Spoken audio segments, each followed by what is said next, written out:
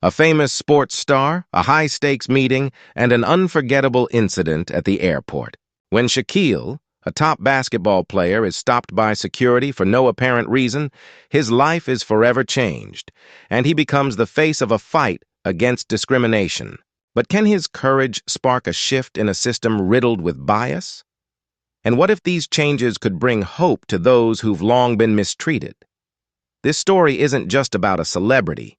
It's about how anyone can stand up and make a difference.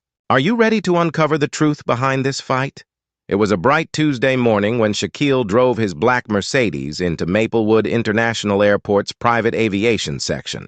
The spring sun made his car's polished surface shine as he smoothly pulled into the VIP parking area. At 30 years old, Shaquille had reached the top of his game as one of the country's best basketball players. Today was especially important. A major endorsement deal in Boston required his presence for a meeting with the team's executives, and they had arranged a private jet to fly him there. Shaquille checked his watch. It was 8:30 a.m., giving him plenty of time before his 9 a.m. departure. He looked at himself in the car's mirror one last time. His well-toned body reflected the hard work he'd put into his career, and his signature short haircut was perfect for the professional yet athletic look.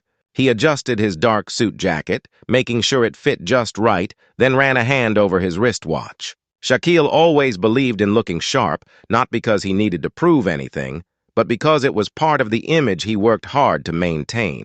Getting out of his car, he collected his things carefully. In his right hand, he carried a leather duffel bag filled with important documents and his personal items. Over his left shoulder was his designer backpack, which held his passport, flight details, and a few other essentials. His sneakers squeaked slightly as he walked confidently toward the terminal entrance. The private aviation terminal looked different from the main airport. It was smaller, more exclusive, with large glass windows and modern architecture. Several expensive cars were parked nearby, and a few other travelers, mostly businessmen and women, chatted quietly in the parking lot. A sleek private jet took off in the distance, reminding him that this was just another normal day in his busy life. As he approached the entrance, Shaquille noticed a security guard standing at his post. He was a middle-aged white man with graying hair, wearing a blue uniform with a badge that read, Ethan Rogers. Shaquille didn't think much of it at first. He had gone through many security checkpoints throughout his career, and this was just another one. Shaquille reached into his bag and took out his identification and flight documents, having them ready before he even reached the door. He had learned over the years that being prepared made everything smoother. In his hand, he held his player credentials, travel documents, and his driver's license. Even though he usually only needed to show one or two of these, the morning was peaceful. Birds chirped in the trees near the parking lot, and the air smelled fresh and clean. The gentle breeze moved through the area, carrying the distant sounds of airplanes taking off and landing at the main terminal. Everything seemed perfectly normal, just like any other day in his busy life as a professional athlete. Walking closer to the entrance, Shaquille noticed how quiet this part of the airport was compared to the main terminal. Only a few other passengers were around, most of them dressed in business attire and carrying similar designer bags. He could see his charter jet through the terminal's windows. The ground crew prepared for takeoff. He thought about the meeting in Boston, reviewing the details in his mind. This would be an important step in securing his future with the team, and he was eager for the opportunity. Just before reaching the door, Shaquille sent a quick text to his assistant back at the stadium, confirming that all his afternoon appointments had been rescheduled. He liked keeping everything organized and making sure no details were overlooked. That's what had made him one of the most respected players in the league. The automatic doors were just a few steps away now. Shaquille pulled his duffel bag behind him, already thinking about the flight ahead and the important meeting waiting for him in Boston. He had no idea that in just a few moments, his ordinary morning was about to become anything but ordinary. The security guard, Ethan Rogers, watched him approach. His hand moved to adjust his badge, and his stance changed slightly. No one could have guessed that what would happen next would not only change multiple lives, but would also spark a nationwide conversation about prejudice and private aviation security. The moment Shaquille reached the terminal entrance, security guard Ethan Rogers stepped directly in front of him. His body language changed from casual to confrontational in seconds. He raised his hand in a stopping motion, even though Shaquille had already slowed down to show his documents. "Excuse me, sir, but you need to head to the main terminal," Rogers said loudly, his voice carrying across the quiet lobby. "This is a private aviation area." He didn't even look at the documents Shaquille was holding out. Shaquille kept his voice calm and professional. "Good morning, sir. I have my documentation right here. I'm scheduled for the 9:08 a.m. flight to Boston." He tried to hand him his papers, but Rogers took a step back, refusing to even touch them. "Listen, I've been working here for 15 years, Rogers said, crossing his arms. "I know who belongs here and who doesn't." His eyes moved up and down, taking in Shaquille's designer suit and expensive sneakers with obvious doubt behind them. Two businessmen walked through a different entrance, and Rogers didn't even turn to look at their papers. Shaquille noticed this and took a deep breath. He'd faced similar situations before, but it never got easier. "Sir, I understand you're doing your job, but I am a professional athlete flying to Boston for an important meeting. Here are my credentials, flight documentation, and ID." Rogers laughed, a short, harsh sound that made several people turn to look. "Right, and I'm the President of the United States, sir," he said. "I'm trying to be nice here, but you need to leave. The main terminal is that way." He pointed toward the regular airport entrance, about a mile away. A small crowd was starting to gather. Some people pulled out their phones while others whispered among themselves. Through the glass walls, Shaquille could see his chartered plane waiting on the tarmac. He checked his watch. It was 8:40 a.m. "Now, Mr. Rogers," he said, reading his name tag. "I'm going to ask one more time.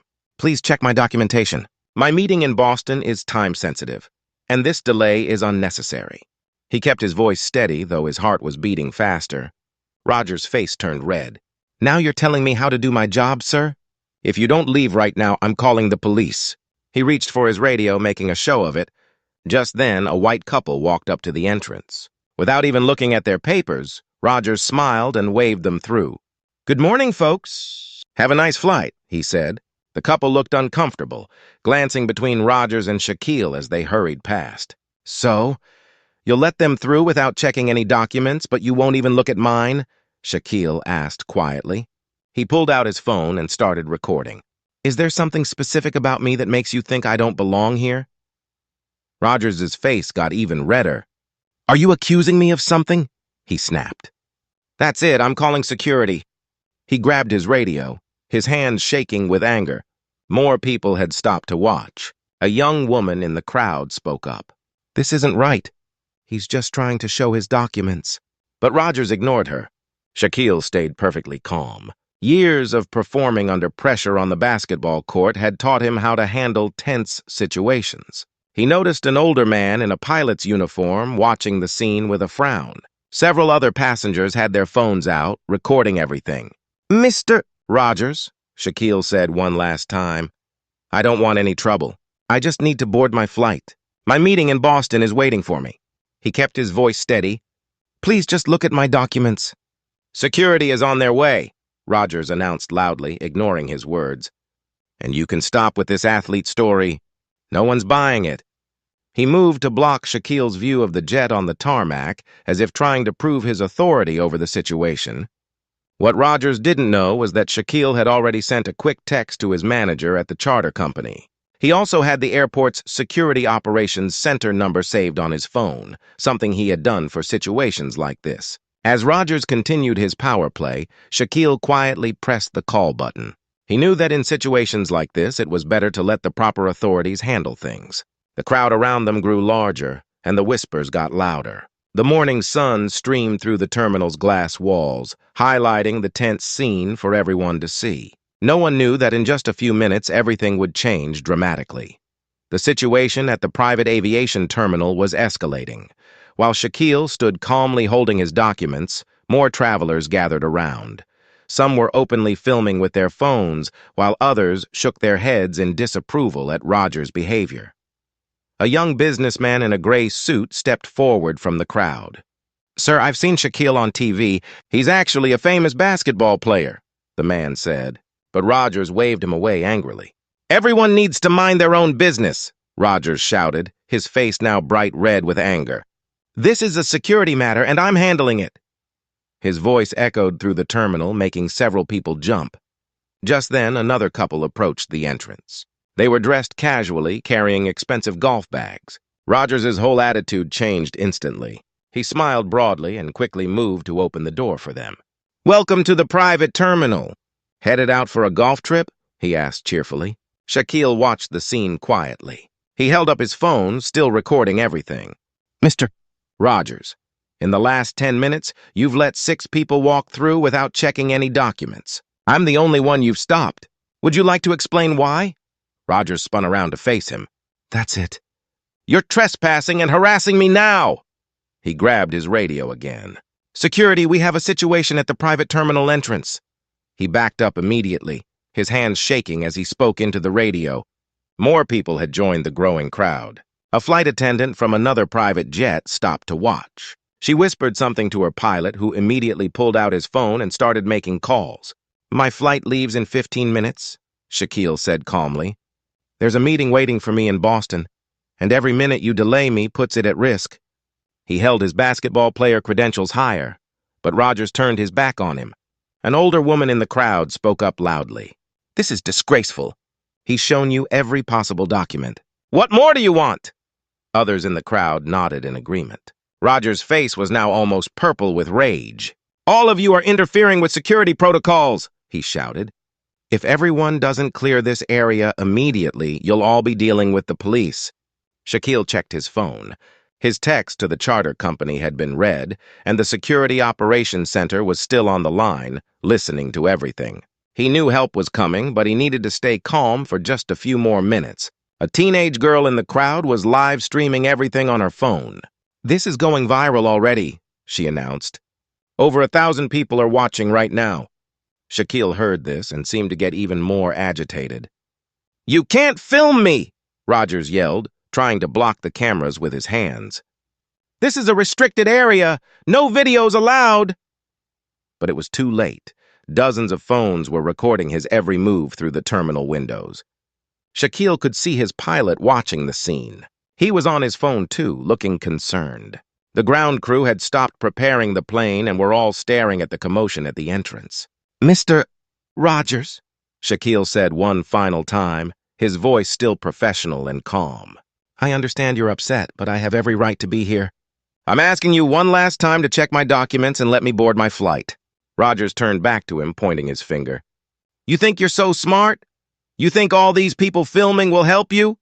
I've worked here for 15 years, and I know exactly who belongs here and who doesn't." Just as he finished speaking, the terminal doors opened behind him. Unknown to Rogers, his words had been clearly heard by the people who had just arrived. The crowd fell silent as everyone turned to look at the new arrivals. Through the glass doors walked 3 people, the head of airport security, the private charter company representative, and the terminal's general manager. The faces of the 3 new arrivals showed they had heard everything. Rogers was still facing Shaquille, unaware that his supervisors were standing right behind him. The morning sun streaming through the windows illuminated the whole scene, like a spotlight on a stage. In the sudden silence, you could hear Rogers' radio crackling with responses, but he was no longer paying attention. The next few moments would change everything, not just for Shaquille and Rogers, but for the entire airport security system. The silence in the terminal lasted only a few seconds before the head of airport security, Mrs. Stevens, cleared her throat. Rogers spun around, and his face turned from red to pale white in an instant. His mouth opened and closed, but no words came out. "Mr. Rogers, Mrs." Stevens said, her voice sharp and clear. "Step away from Shaquille immediately." She was a tall woman in her 50s, wearing a crisp black suit with a security badge that carried much more authority than Rogers' badge. The charter company representative, Mr. Robert Davis, quickly moved to Shaquille's side. "Shaquille, I am so sorry about this incident. We've been working with you for years now. This is completely unacceptable," he said. He was already pulling out his tablet to show Rogers Shaquille's flight history. The terminal manager, Mr. Allen Roberts, stepped forward. "Rogers, hand over your security badge right now," he said, his voice firm and leaving no room for argument. The crowd watched as Rogers' hands shook while unpinning his badge. Shaquille remained calm and professional, though he felt a sense of relief inside. He turned to Mrs. Stevens and explained, "I have all my documentation here. I've been trying to show these to Mr. Rogers for the past 20 minutes. He handed over his papers, which Mrs. Stevens quickly reviewed. Everything is in perfect order, exactly as we would expect from one of our regular private charter passengers," Mrs. Stevens announced loudly. She then turned to Rogers, who was now sweating heavily. "Would you like to explain why you refused to even look at these documents?" Rogers started stammering. I was just following protocols, you see." His voice trailed off as he realized how weak his excuses sounded. The crowd around them was still recording everything. The teenage girl who had been live streaming spoke up again. "This is over 10,000 viewers now. People are really angry about what they're seeing." Her comment made Rogers sink even lower into himself. "Mr. Roberts was checking the security cameras on his tablet. I can see here that in the last hour alone, Rogers let through 23 passengers without checking any documentation." "Shaquille was the only one he stopped," he said, his voice heavy with disapproval. Mrs. Stevens turned to the crowd. "Ladies and gentlemen, on behalf of Maplewood International Airport, I want to apologize for this incident. This is not what we stand for." She then focused on Shaquille. "Shaquille, we'll have you on your way to Boston immediately." Two security officers arrived to escort Rogers away. As they led him toward the office, he kept looking back, as if he couldn't believe how quickly his power had disappeared. The crowd parted to let them through, many people still filming. "Mr." Davis was already on his phone. "I'm having the pilot start the engines now, Shaquille. We'll have you in the air in 10 minutes. He gestured to a VIP escort who had just arrived to carry Shaquille's bags. The businessman who had spoken up earlier approached Shaquille. "Shaquille, my wife is a huge fan of yours. I recorded everything today. Would you like a copy of the video for your lawyers?" Shaquille thanked him politely, but turned to Mrs. Stevens instead. "I don't want anyone to lose their job," he said quietly. "But I do want to make sure this doesn't happen to anyone else." Mrs. Stevens nodded seriously. "Oh, trust me, Shaquille, there will be major changes after this. We've needed to update our security training for a while. This incident makes it clear we can't wait any longer." As the crowd began to disperse, many people came up to show Shaquille their support. The flight attendant who had witnessed everything handed him a business card. "I've seen similar incidents before but was afraid to speak up," she said. "Would you like my statement for the investigation?" Within minutes, a golf cart arrived to take Shaquille to his plane. As he sat down, he could see Rogers through a window, sitting in the security office, his head in his hands. The morning sun was now high in the sky, and his delayed flight would finally take off. But this incident was far from over. As the golf cart drove him across the tarmac, Shaquille could already see news vans pulling up to the terminal. The videos had gone viral, and this was just the beginning of a much bigger story. As Shaquille's private jet took off from Maplewood International Airport, the story of what happened that morning was spreading like wildfire across social media. Inside the plane, he sat in the comfortable leather seat, finally able to take a deep breath and process everything that had occurred. The flight attendant, Lisa, brought him a cup of hot tea. "Shaquille, I just checked my phone before takeoff. Your story is trending on Twitter and Facebook. People are calling you a hero for staying so calm," Lisa said. She showed him her phone screen, where the video had already reached over 1 million views. Back at the airport, things were getting busier by the minute. News vans from local stations, CNN, ABC, and Fox, had parked outside the private terminal. Reporters in bright-colored blazers stood with microphones, reporting live about the incident. The morning sun made their camera lights seem unnecessary. Inside the terminal security office, James Rogers sat in a small room with Mrs. Stevens and 2 other security officials. His face was no longer red with anger, but pale with fear. The security cameras played on a screen behind him, showing clear footage of him letting multiple passengers through without checks, while blocking Shaquille. Mrs. Stevens was reading from a report. "In the past hour alone, you checked 0 documents from white passengers, but stopped 3 black passengers, including Shaquille." She looked up from her papers. "Would you like to explain this pattern?" Rogers stared at his hands on the table. "I was just trying to maintain security," he mumbled. but even he didn't seem to believe his own words anymore. The evidence was too clear on the security footage playing behind him. Meanwhile, in the main terminal office, Mr. Roberts was dealing with a flood of phone calls.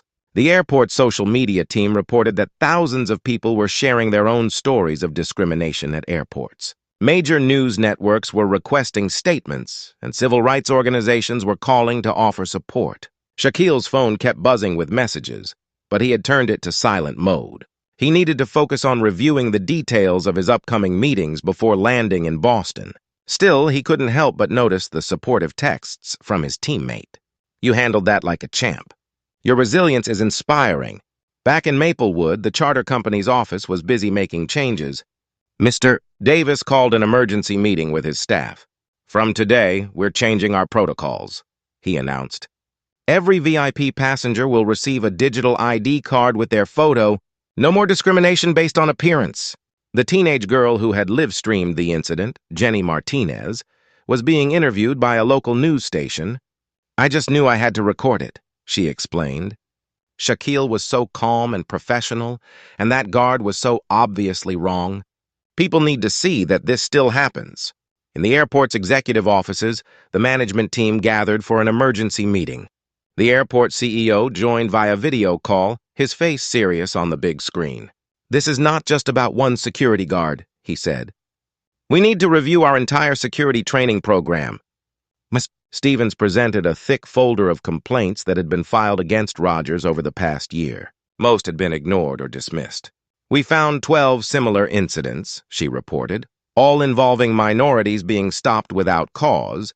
Outside in the terminal, regular passengers stopped to watch the news reports playing on the airport TV screens.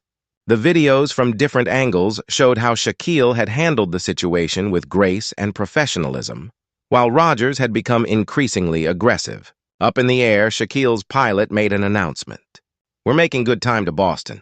We should land about 20 minutes ahead of schedule, making up for the delay." He smiled, knowing his meeting would still happen on time. The flight attendant brought Shaquille his laptop.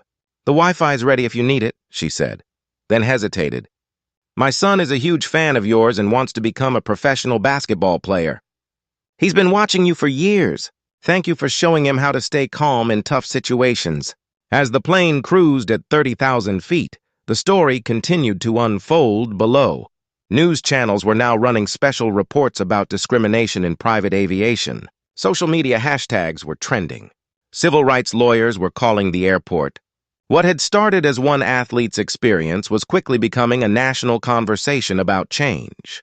But Shaquille remained focused on his primary concern, his meeting in Boston. He opened his business files, knowing that while this incident would have lasting effects, right now, he had a career to secure.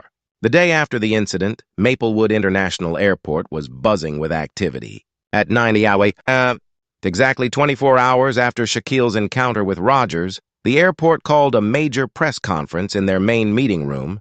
The airport CEO, Mr. Richard Wilson, stood at the podium facing dozens of cameras and reporters. Behind him sat Mrs. Stevens, Mr. Roberts, and several board members. Large TV screens showed clips from yesterday's incident, though now the videos had over 50 million views across different social media platforms. "First, Mr. Wilson began, "I want to publicly apologize to Shaquille. What happened yesterday was completely unacceptable." He looked directly into the cameras. "Today, we're announcing immediate changes to our security procedures."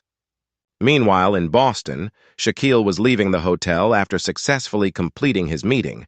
As he walked out, business executives stopped to shake his hand. Many had seen the viral videos, and some even asked to take selfies with him. "Shaquille," a young athlete called out, "thank you for showing us how to handle discrimination with dignity." The young athlete's eyes were filled with admiration. "I've been afraid to speak up for myself, but you've given me courage." Back in Maplewood, Rogers' work history was becoming public. Local news stations reported that 5 other employees had come forward with stories about his discriminatory behavior over the years. Each one described how their complaints had been ignored by the previous management. Mrs. Stevens sat at her desk reading through hundreds of emails. Many were from other airports across the country asking about Maplewood's new security training programs. "We can't hide from this anymore," she told her team. It's time for real change. In the terminal where everything had happened, workers were installing new security cameras and updating the check-in systems. Signs were being put up explaining passenger rights and the proper security check procedures. Every security guard was now wearing a new body camera. The teenage girl who recorded the viral video, Jenny Martinez, had become an overnight sensation. Morning talk shows wanted to interview her. I just did what was right, she told one reporter. Shaquille's phone kept ringing with interview requests from major TV networks. His assistant had to set up a special email just to handle all the messages, but Shaquille only agreed to one interview, with a sports journal about discrimination in athletics and private aviation. At the airport security office, all guards were attending a mandatory emergency training session. The new instructor, a diversity expert, showed them the video of Rogers and Shaquille. This is what discrimination looks like, she explained, and this is why we need to change. Social media couldn't stop talking about the incident. Shaquille right and aviation discrimination were trending worldwide. Celebrities and politicians shared the video, calling for changes in how airports handle security across the country. Rogers himself was facing serious consequences. The airport had fired him, and their investigation found a pattern of discrimination in his work history. He tried giving an interview to defend himself, but his excuses only made things worse. I was just doing my job, he claimed, but the video showed otherwise. Shaquille's charter company made big changes, too. They created a new VIP passenger app with photos and pre-approved security clearance. We want all our passengers to feel safe and respected, Mr. Davis announced in a press release. The airport's board of directors held an emergency meeting that afternoon. They approved $1 million budget for new security training and equipment. This incident opened our eyes, one board member told reporters. We can't let this happen ever again. By evening, other airports started calling Maplewood for advice. They wanted to know how to improve their own security procedures. Mrs. Stevens spent hours on conference calls, sharing their new plans and discussing ways to prevent discrimination. As the sun set on this dramatic day, Shaquille finally returned to his hotel room in Boston. He turned on the TV to find himself on nearly every news channel. But instead of watching, he turned back to his business files. Tomorrow, he had more meetings to help secure his future, and that was still his main priority. The story had become much bigger than one incident at one airport. It had started a national conversation about discrimination in aviation, healthcare, and beyond. And it all began because one professional athlete stood his ground with dignity and grace. 7 days after the incident at Maplewood International Airport, Shaquille sat in his office, looking at a stack of letters. Hundreds of people from across the country had written to share their stories and thank him. His secretary had organized them neatly on his desk. Shaquille, his assistant Jenny called from the doorway. CNN is here for your first official interview. Shaquille had waited a week before speaking publicly, wanting to make sure his message would help create real change. The CNN reporter, Maria Santos, set up in Shaquille's office. The walls behind them showed Shaquille's basketball awards and memorabilia. Your video has now been viewed over 100 million times, Maria began. How do you feel about becoming a symbol of standing up against discrimination? Shaquille thought carefully before answering. This isn't about me, he said calmly. It's about changing a system that affects thousands of people every day. He held up some of the letters. These stories show that what happened to me wasn't unique. Meanwhile, at Maplewood International Airport, big changes were happening. Every security guard now wore a body camera with a clear ID number. New signs in multiple languages explained passengers' rights. Most importantly, 2 security officers always worked together at checkpoints to ensure fair treatment. The airport's new training program had become a national model. Mrs. Stevens spent her days hosting officials from other airports who wanted to learn from Maplewood's changes. What happened with Shaquille forced us to face our problems, she told them. Now we're fixing them. James Rogers' story had taken a different turn. After losing his job, he agreed to appear on a special TV program about bias in security. I was wrong, he admitted, looking much older than he had a week ago. Watching those videos of myself, I didn't like the person I saw. The teenage girl who recorded the viral video, Jenny Martinez, had started a social media movement. Her new organization, Record for Rights, encouraged people to safely document discrimination. Major civil rights groups offered to partner with her. Back in Shaquille's office, the CNN interview continued. "What would you say to other professionals who face similar discrimination?" Maria asked. The camera zoomed in on Shaquille's face as he answered. "Stay professional, know your rights, and document everything," Shaquille replied. "But most importantly, don't let anyone make you doubt your worth or your right to be somewhere." The charter flight company had made permanent changes too. They created a new system where all VIP passengers received digital IDs with their photos and credentials. Mr. Davis proudly reported that bookings from minority executives had increased by 50% in just 1 week. Shaquille's basketball team noticed changes as well. More minority athletes were applying for endorsement deals. "Shaquille showed us we belong in these spaces," one young player wrote. The team's board used this momentum to launch new diversity initiatives in their recruitment process. Social media kept sharing new stories every day. Stand Up became a popular hashtag for people sharing their own experiences of standing up against discrimination. Shaquille's calm professionalism had inspired others to document and report unfair treatment. The airport security office had transformed completely. The walls now showed posters about equality and proper security procedures. Guards attended daily meetings to discuss fair treatment. Mrs. Stevens made sure every complaint was taken seriously and investigated properly. Local schools started inviting Shaquille to speak to students. He always told them the same thing. Success is the best response to discrimination. Focus on your goals, and don't let anyone stop you from achieving them. Roger's former co-workers were going through intensive training. Many admitted they had seen him discriminate before but hadn't spoken up. "We can't be silent anymore," one guard said during a training session. "Silence makes us part of the problem." That evening, Shaquille finished reading another stack of letters. One caught his attention. It was from a young black boy who wanted to become a basketball player. "You showed me that we can be strong and professional even when people try to stop us," the boy wrote. As the sun set outside his office window, Shaquille began writing his response to the young boy. He knew that the changes happening now would help create a better future for the next generation.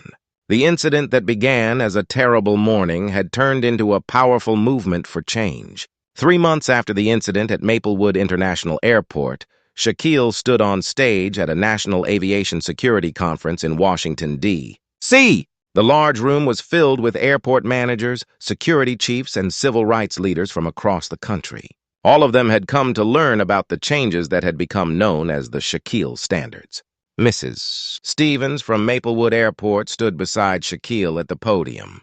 Together, they presented the new security training program that had transformed airport security nationwide. On the big screen behind them, numbers told an impressive story. Complaints about discrimination had dropped by 80% at airports that had adopted the new standards. "The day Shaquille changed everything," Mrs. Stevens told the audience. "What started as a terrible incident has become a revolution in how we handle airport security." She pointed to the security guards in the room, all wearing new uniforms with body cameras. James Rogers, the former security guard, was also at the conference, but in a different role. He now worked with an anti-bias training company, sharing his story as a warning to others. "I was the perfect example of what not to do," he told a group of security officers. "My bias could have ruined someone's life." Back at Maplewood International Airport, the private terminal looked very different now. 2 security guards, always from different backgrounds, worked together at each checkpoint. Digital scanners verified passengers' IDs, removing personal bias from the process. Signs in multiple languages explained everyone's rights. The teenage girl who recorded the original video, Jenny Martinez, had become a well-known activist. Her Record for Rights organization now had chapters in 50 cities. "Shaquille taught us that documenting discrimination calmly and professionally can lead to real change," she said in her latest TV interview. Shaquille's basketball career had grown, too. More endorsements flooded in from companies that respected his stance on equality. Young players were inspired by his example and looked to him as a role model for handling adversity with professionalism. The charter flight company had seen amazing results from their changes. Their new digital ID system had become the industry standard. Mr. Davis proudly reported that their minority client base had tripled. Shaquille showed us we needed to do better, he said. And when we did, our business actually improved. At a special ceremony at the conference, Shaquille received an award for his outstanding contribution to aviation safety and equality, but instead of talking about himself, he invited 50 other people to stand with him, people who had faced similar discrimination and helped create change. This isn't about one incident or one person, Shaquille told the crowd. It's about making sure everyone is treated with respect and dignity. The audience gave him a standing ovation, many wiping tears from their eyes. The media coverage had changed too. Instead of just showing discrimination videos, news channels now reported on positive changes at airports. Security guards who handled situations well got public praise. Good behavior became the new viral trend. Roger's old security office had been completely transformed. New employees watched the incident video during training, learning how bias could cloud judgment. The workshop always ended with a live video call from Rogers himself, showing how people could learn from their mistakes. Shaquille's original video had become part of training programs beyond airports. Police academies, hospitals, and schools used it to teach about handling discrimination professionally. His calm response became a model for dealing with difficult situations. The young boy who had written to Shaquille months ago was now a regular visitor at his basketball team's facilities. Shaquille was mentoring him, along with several other young athletes interested in basketball. Success is the best answer to discrimination, he often told them, but helping others succeed is even better. As the conference came to an end, Shaquille looked out at the crowd. Security chiefs from Europe and Asia had come to learn about the new standards. What happened to him that morning in Maplewood had started a global conversation about respect and equality. 3 months ago, I was just trying to catch a flight, he said in his closing speech. Today, we're changing how people are treated around the world. Remember, every person who walks through your security checkpoint deserves respect. Their dignity is in your hands. The audience stood again, applauding as Shaquille left the stage. Outside, the evening sun shone on the Washington Monument. Inside, people from around the world were learning how one person's dignity and professionalism could change everything. The Shaquille standards weren't just rules anymore. They were the future of aviation security.